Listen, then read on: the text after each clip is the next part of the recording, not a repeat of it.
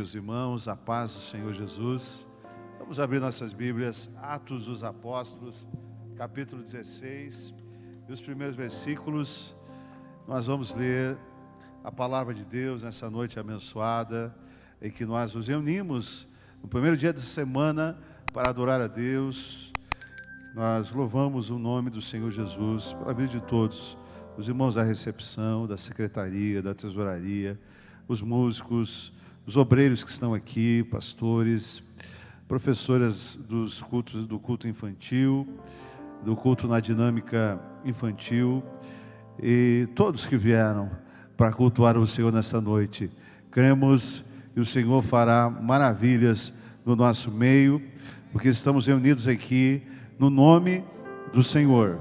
Nós estamos reunidos aqui no nome de alguém que é poderoso, que pode mudar a sua vida. Nós não estamos aqui no nome de um simples mortal, não estamos aqui no nome de homens mortais, mas estamos aqui reunidos no nome daquele que venceu a morte, daquele que ressuscitou mortos, daquele que curou enfermos. Nós estamos reunidos aqui no nome daquele que pode todas as coisas. Ele pode tudo, e nós somos simples homens, seres humanos, que fomos criados à sua imagem, à sua semelhança, mas que aceitamos a Ele. Portanto, agora nós somos filhos, nós também somos cordeiros com Cristo de um reino celestial. Então, meu irmão, você não é qualquer coisa, você é alguém especial, você é um chamado, você é especial, como diz a Bíblia, zeloso e de boas obras. Vamos ler a palavra, porque é assim que a igreja é tratada: povo especial, zeloso e de boas obras. Cristo ama a igreja, Ele nos ama, nós somos igreja, Ele deu a vida por nós, então você é especial. Capítulo 16 de Atos, e o versículo de número 29, 16 ou 35, sem óculos é 29, com óculos é 35. Então, Atos capítulo 16, e o versículo 35, nos diz assim a Bíblia: quando amanheceu, os magistrados enviaram oficiais de justiça com a seguinte ordem para o carcereiro: põe aqueles homens em liberdade. Então o carcereiro comunicou isso a Paulo, dizendo: os magistrados ordenaram que vocês fossem postos em liberdade. Portanto, vocês podem sair, vão em paz. Paulo, porém, lhes disse: sem ter havido processo formal contra nós, nos açoitaram publicamente, nos jogaram na cadeia, sendo nós cidadãos romanos, querem agora nos mandar embora sem maior alarde? Nada disso, pelo contrário, que eles venham e pessoalmente nos ponham em liberdade. Os oficiais de justiça comunicaram isso aos magistrados. Quando eles souberam que Paulo e Silas eram cidadãos romanos, ficaram com medo. Então foram até eles, eles pediram desculpas, relaxando-lhes a prisão, pediram que se retirasse da cidade. Tendo saído da prisão, Paulo e Silas dirigiram-se para a casa de Lídia, e vendo os irmãos, os animaram, depois partiram. Meus irmãos, podem assentar. O texto aqui é conhecido, nós não lemos o contexto, porque o contexto nós vamos falar. Nós lemos apenas o texto que fala no momento em que Paulo e Silas foram livres da prisão, até com certo constrangimento da parte de quem os prenderam, porque como eles eram cidadãos romanos, eles não poderiam ser tratados da forma como foram tratados. Eles foram presos sem provas, sem um julgamento, sem a presença dos magistrados. Enfim, a prisão deles não ocorreu de forma legal, como mandava a lei romana. Eles foram presos justamente por uma perseguição religiosa. As autoridades ali, foram insufladas pelos judeus, que não gostaram do que Paulo e Silas estavam fazendo. Eles estavam pregando o Evangelho, e na pregação houve conversão, houve Lídia, a vendedora de púrpura. Inclusive, na região onde estão as ruínas de Filipos, a localidade lá chama-se Lídia, uma homenagem a esta mulher e converteu-se na pregação de Paulo. Então não havia um motivo para ser preso, a não ser a perseguição religiosa, porque eles expulsaram o espírito da adivinhação. Mas nós precisamos olhar a cultura da cidade de Filipos para entender o porquê disso. Porque essa cidade, ela foi conquistada por Filipe da Macedônia, o pai de Alexandre o Grande, o Filipe II, pai de Alexandre o Grande.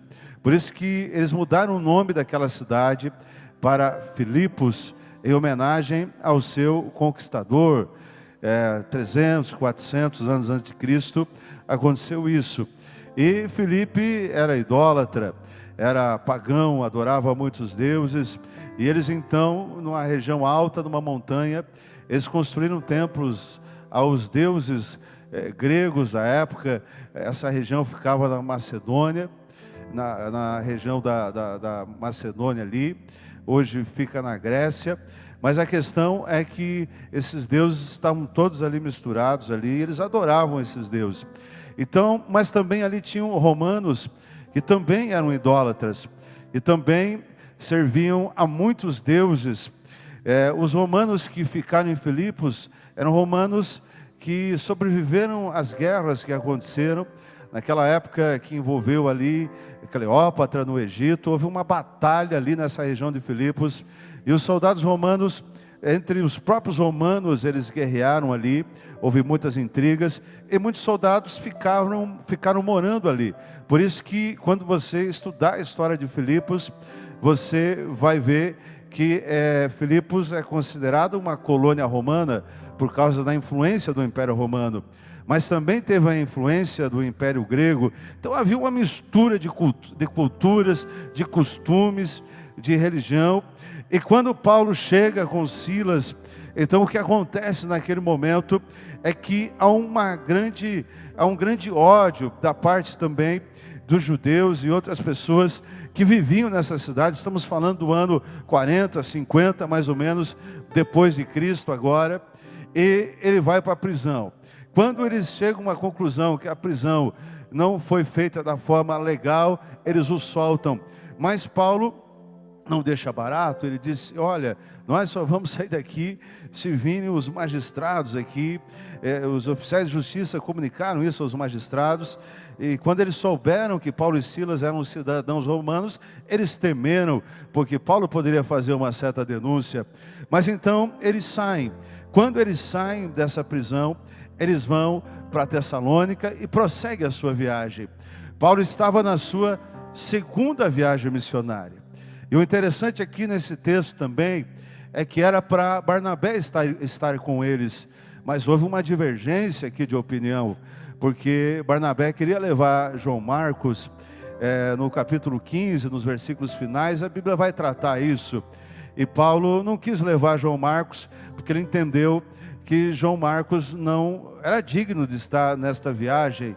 E Barnabé então não vai com Paulo, pega outro caminho, vai para a região de Chipre, se eu não me engano. E Paulo então leva Silas e Timóteo consigo, que Timóteo era de pai grego. E eles vão para essa viagem. Mas qual era o objetivo dessa viagem missionária? Era justamente fazer a manutenção das igrejas que Paulo tinha evangelizado na sua primeira viagem. Na primeira viagem missionária, ele ganhou algumas almas para Jesus, algumas igrejas foram fundadas, e agora precisava fazer a visita para fazer a manutenção, para ver como estavam essas igrejas, como estavam esses irmãos. Ele disse o seguinte no versículo 36 do capítulo 15: vamos voltar e visitar os irmãos em todas as cidades nas quais nós anunciamos a palavra do Senhor, para ver como eles estão. Então esse era o objetivo de Paulo. Esse era o objetivo, era saber como estavam os irmãos que foram evangelizados na sua primeira viagem missionária. E durante esse percurso então, que ele passa por Filipos, depois de uma visão que ele teve, onde um homem dizia a ele: passa a Macedônia e ajuda-nos. E na prisão, que nós começamos pela parte final, ele foi preso, mas houve a conversão do carcereiro de Filipos, segundo Atos 16, 31. Diz a Bíblia que à meia-noite, Paulo, em vez de reclamar, em vez de murmurar, inclusive esse foi o tema da lição da escola dominical hoje pela manhã, sobre a murmuração. Em vez de ele sentar numa pedra e reclamar, conforme eu falo, murmurar, reclamar de tudo e de todos, reclamar da vida, Paulo e Silas cantavam louvores, oravam e cantavam, diz a Bíblia. E quando nós oramos e cantamos diante da perseguição e da luta, é ali que acontece o milagre. Deus nos dá vitória, porque houve um terremoto e as portas das cadeias se abriram. Diante da perseguição, diante da luta, homens de Deus não reclamam, eles vão para a oração. Conforme nós sempre falamos, os problemas nossos, meus irmãos, problema de crente se resolve no altar da oração. Os problemas de ordem normais aí na sociedade, os corretores têm o seu local para resolver os problemas da sua área. Problemas mecânicos nos automóveis, tem um local para resolver problema. Os problemas da área de direito, tem os advogados, tem os escritórios de advocacia e assim por diante. Mas tem situações, meus irmãos, que não tem jeito, não tem jeito e não tem jeito. Então nós resolvemos no altar da oração, na presença de Deus, e nós alcançamos vitória e êxito. Nós precisamos recorrer, sim, é necessário, a tantos profissionais que nós temos, inclusive profissionais na área da psicologia, mas tem situações que é no altar da oração, e aí nós alcançamos a vitória. Paulo e Silas, eles tinham duas opções: sentar, reclamar e murmurar, ou ir para a oração. E eles pegaram o caminho da oração e tiveram vitória. Houve conversões e nascia ali uma igreja, nascia ali uma comunidade cristã, e o paganismo, ele era combatido através da pregação genuína do evangelho. E nós concluímos, irmãos, em todas essas situações que eles viveram na viagem missionária, na sua segunda, que Deus tem os seus meios, os seus caminhos de trabalhar. Deus tem os seus meios de falar, de agir, e uma aparente luta vai nos conduzir a um momento de vitória. Uma aparente perseguição, um aparente momento difícil. Por que eu falo um aparente momento difícil? Porque lá na frente nós vamos entender o porquê das coisas. O nosso problema é que a gente quer entender na hora, mas lá na frente você vai entender porque você passou por certas situações, porque você passou por certas cidades. Por que Paulo precisou ser preso? Por que ele precisou ser preso? Tem até hoje lá as ruínas da prisão de Paulo. Por que será que ele precisou passar por essa prisão? Porque tinha um carcereiro que precisava ser evangelizado, não só ele, mas a sua casa. Porque Paulo disse: crê no Senhor Jesus Cristo e será salvo tu e a tua casa. Uma vida precisava ser liberta, uma família precisava ser abençoada. E depois eles entenderam que a prisão de Paulo foi um tremendo engano, um embaraço ali jurídico, e ele então foi solto. E até eles ficaram com vergonha e até com medo, com receio que Paulo os denunciasse às autoridades romanas. E Paulo segue o seu caminho e diz: não, tudo bem, não vou entregar vocês, mas vocês vão vir aqui agora. Os magistrados precisam vir aqui agora e me soltar. Eu quero que eles olhem no meu olho. Paulo também não deixou barato. E dali ele vai para Tessalônica, onde ele enfrenta problemas também. Ele enfrenta problemas também com os judeus. Ele é recepcionado em Tessalônica, ali na casa de Jasson, que ele recepciona ali o apóstolo Paulo. Mas ele é perseguido pelos judeus. Jasson é perseguido, e Paulo só não é preso em Tessalônica, porque ele entende que eles precisavam sair dali. Paulo não era alguém covarde. Ele não era covarde, mas ele entendeu que o Espírito Santo estava o levando também uma outra missão, uma outra cidade. E nós precisamos entender aqui, meus irmãos, que nem sempre situações adversas nós temos que enfrentar de frente a situação adversa, porque tem gente que diz assim: não, mas comigo é assim mesmo. Irmão, você tem que orar para o Espírito Santo te direcionar. Paulo poderia enfrentar os tessalonicenses ali, que os estavam também perseguindo, mas ele entendeu que ele tinha que seguir caminho. Ele segue caminho, mas o interessante é que eles dão testemunho de Paulo em Tessalônica, porque eles dizem assim, quando eles entregam Paulo às autoridades, eles dizem assim: olha, esses que promovem tumulto em todo o mundo chegaram também aqui. Jasson os hospedou na casa dele. Todos eles agem contra os decretos de César, dizendo que existe outro rei chamado Jesus. Esta era a denúncia contra Paulo. Esse era o veneno que os judeus estavam espalhando para jogar os romanos. Eles diziam: olha, eles não querem saber de César, eles querem saber de Jesus. É claro que eles serviam a Jesus, mas eles não eram desobedientes também às ordens do Império Romano, porque na questão de tributos, uma vez Jesus ensinou: é justo pagar impostos? Então perguntaram a Jesus, ele disse: de quem é essa cara aqui? E alguém disse: é de César. Então dei a César o que é de César. Jesus, pegando a moeda, perguntou: de quem é esse rosto? É de César. Então dê para César o que é de César, porque a intenção deles era obedecer leis que não fossem contrárias à palavra de Deus, mas os judeus sempre tentando jogar os romanos contra Paulo.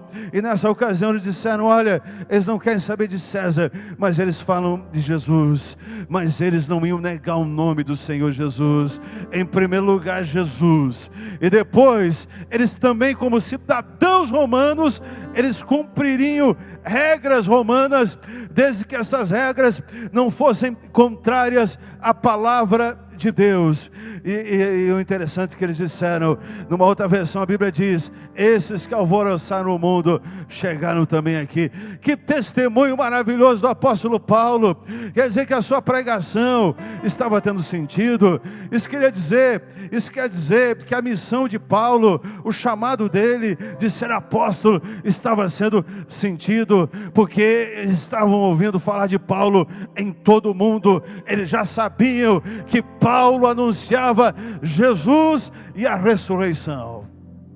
Muitos não queriam ouvir essa pregação, mas Paulo não deixava de anunciar, de pregar. Tanto a multidão como as autoridades ficaram agitadas ao ouvir essas palavras. Porém, depois de terem recebido deles a fiança estipulada, as autoridades soltaram Jasson e os outros, e logo durante a noite os irmãos enviaram Paulo e Silas para Bereia. Durante a noite? Mas como assim? Quem sai de noite é fugitivo, quem foge de noite é alguém que está querendo fugir. Fugiu de noite, arrumou as suas coisas, saiu escondido. Será que era medo mesmo que Paulo tinha dos tessalonicenses ou daquelas autoridades? Não, meu irmão, não era medo, mas era o Espírito Santo que estava conduzindo ele para Bereia. Porque quando ele chega lá e prega em Bereia, diz a Bíblia que esses de Bereia eram mais nobres e deram ouvidos à palavra de Deus. Quando ele chega nessa cidade, eles dão ouvidos, porque em Bereia eles eram mais nobres do que de Tessalônica, pois receberam a palavra com toda avidez, examinando as Escrituras todos os dias para ver se as coisas eram de fato assim. Discipulado na igreja é muito importante. É por isso que igreja, meu irmão, é igreja.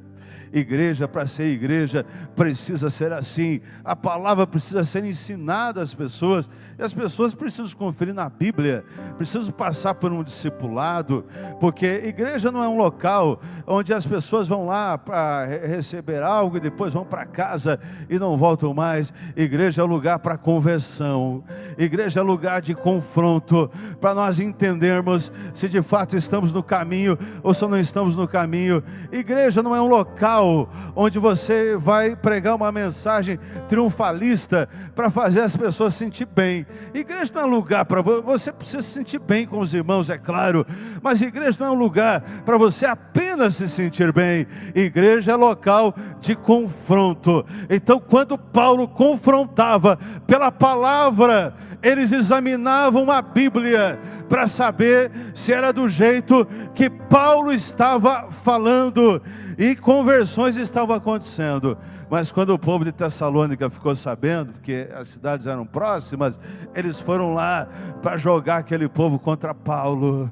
E o Espírito Santo mais uma vez: Paulo, é a vez de Atenas. E os irmãos o levam até a região do mar, diz a Bíblia, dando a entender que ele segue de navio, porque essas cidades ficavam um pouco distante ainda de Atenas, de carro mais 7, 8 horas mais ou menos, de navio não sei precisar, mas ele parte então de navio até Atenas. E quando ele chega em Atenas, será que a vida seria fácil para Paulo em Atenas? Quando ele chega em Atenas, ele diz o seguinte, a Bíblia diz o seguinte: enquanto Paulo, porque ele fica sozinho, Silas e Timóteo ficam para trás, enquanto Paulo os esperava em Atenas, o seu espírito se revoltava em face da idolatria dominante na cidade. Paulo mais uma vez poderia sentar e reclamar da vida, mas ele é incomodado porque o povo de Atenas era um povo também muito idólatra, muito mais talvez que as outras cidades, e ele entendeu: é necessário eu estar aqui. Eu passei por todas essas cidades porque o Espírito Santo queria me trazer para pregar aqui em Atenas.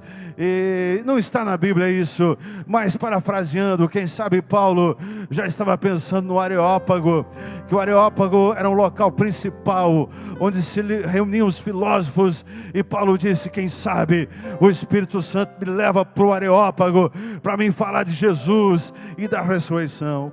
Enquanto ele esperava, ele pregava.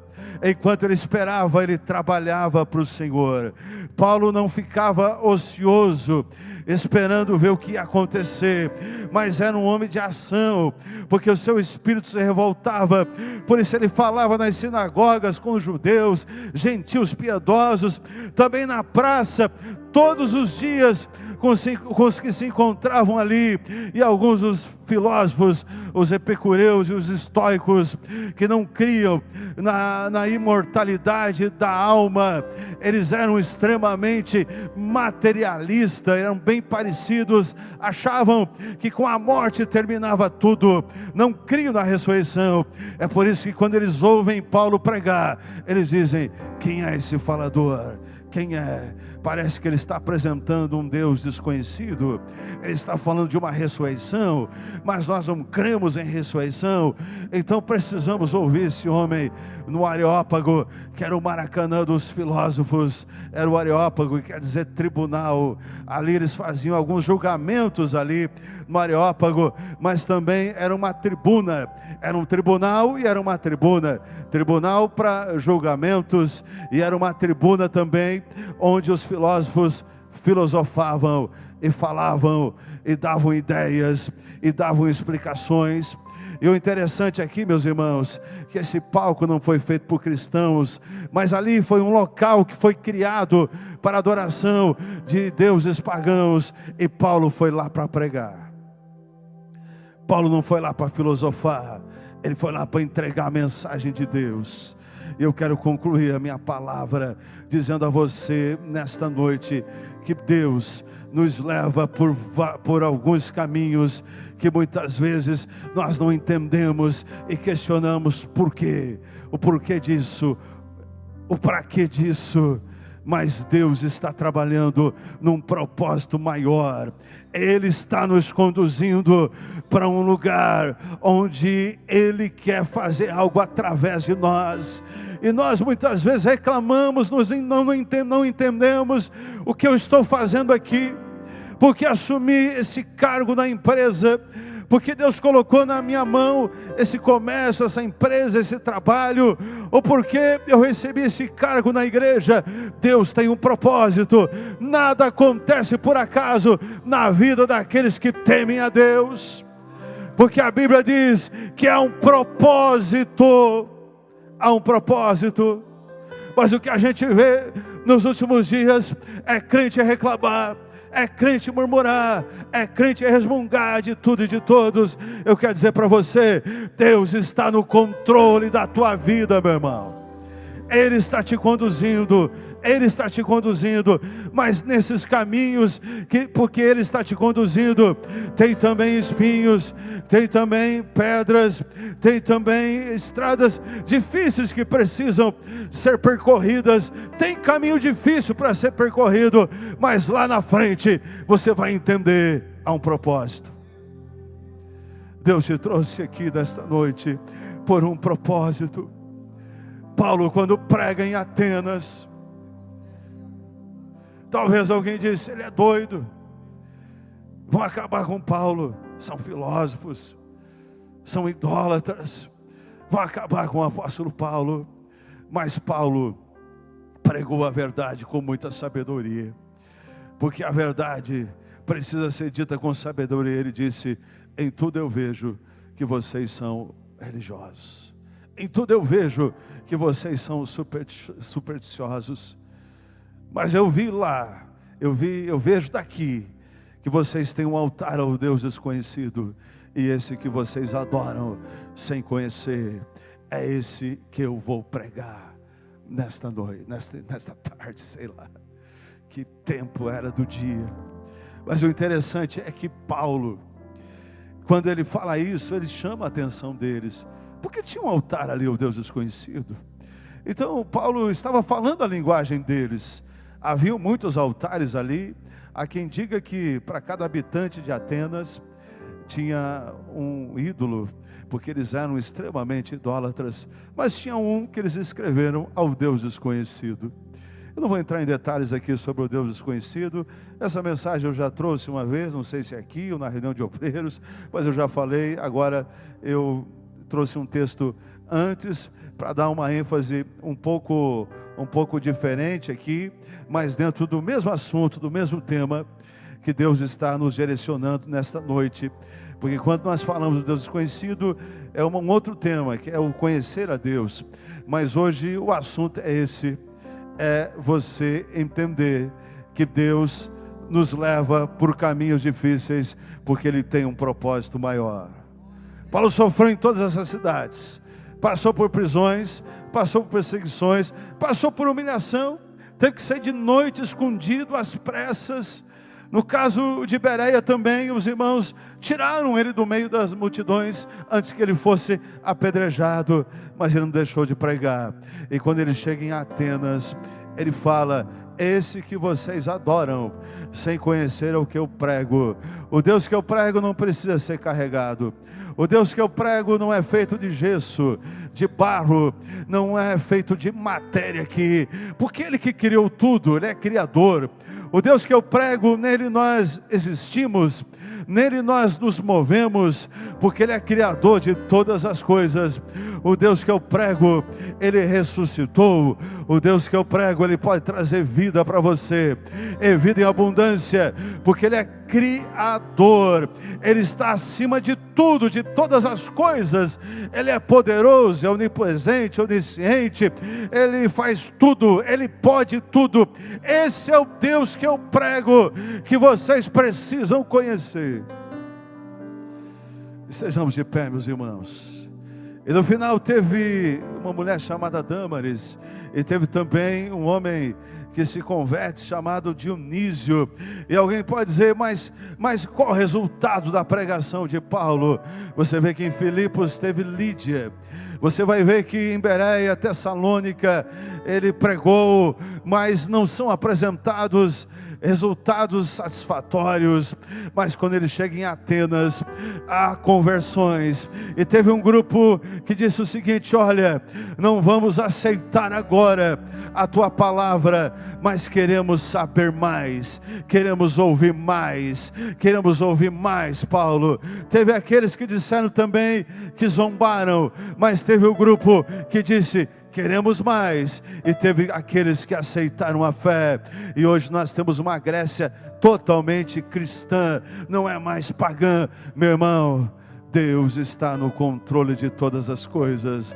Momentos difíceis nos ensinam, momentos difíceis nos aproximam mais do Senhor, nos aproximam mais de Deus, mais dEle. Quando ouviram falar da ressurreição, muitos que zombaram, porque eles não criam na ressurreição, não criam na imortalidade, e outros disseram: a respeito disso, ouviremos você em outra ocasião. Só por isso, meu irmão, já valeu a pena, porque ele estava pregando na maior faculdade da época. Eu não sei falar o nome daquela faculdade que tem lá na Europa, que é um nome em inglês, mas todo mundo quer estudar lá. Harvard, mais ou menos assim. Todo mundo quer estudar lá, mas todo mundo queria filosofar no Areópago. Paulo vai lá, prega, ganha almas para Jesus. Quando ouviram falar da ressurreição, muitos não quiseram, mas a essa altura Paulo se retirou do meio deles. Houve, porém, alguns homens que se juntaram a ele e creram. Alguns homens, entre eles estava Dionísio. Quer dizer que não foi só Dionísio, não foi só Dâmaris. Teve um grupo de pessoas que entregaram a sua vida a Jesus. Há um propósito na sua vida. Tem gente que entrou aqui nessa noite dizendo: qual é o propósito para a minha vida? Tem um propósito. Você não está nesse planeta por acaso. Você não está nesse mundo por acaso. Deus te trouxe aqui. Você está aqui porque há um propósito. Mas pastor, tá bom já o que eu estou fazendo. Deus pode pedir mais de você. Eu quero orar nessa noite por quem quer um direcionamento para a sua vida. Quem quer um direcionamento de Deus, porque você ainda não entende algumas coisas e Deus vai dirigir você. Então olha essa jornada de Paulo. Começou lá com a divergência de opiniões com Barnabé. Leva João Marcos, não leva. João Marcos fica, Barnabé vai para um outro lado. Paulo traz Timóteo, traz Sila, muda a equipe, mas houve resultados. Era aqueles que Deus ia usar. Então tem situações na sua vida que aparentemente não está dando certo, meu irmão. Não reclame, porque é Deus trabalhando. Se tem pessoas, quem sabe, que Deus está afastando, que está afastando de você, não reclame, porque Deus está trabalhando na sua vida.